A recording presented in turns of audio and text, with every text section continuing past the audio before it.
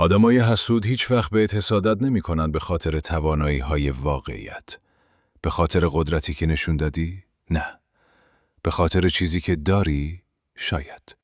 ولی حقیقت تلخه. آنها حسادت می کنن چون تو جرأت کردی پیشرفت کنی، چیزی که خودشان ازش فرار می کنن. حسودها انرژیت رو می خورن و جلوی مسیرت می ایستن. گاهی با حرف، گاهی با عمل، گاهی با سکوت.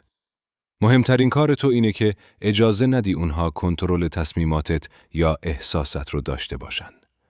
مقابله با حسادت یعنی تمرکز روی خودت، نه روی دشمن. کاری کن که موفقیتت خودش پاسخ باشه. هر کاری که حسودها میکنن فقط نشونه ضعف درونیشونه.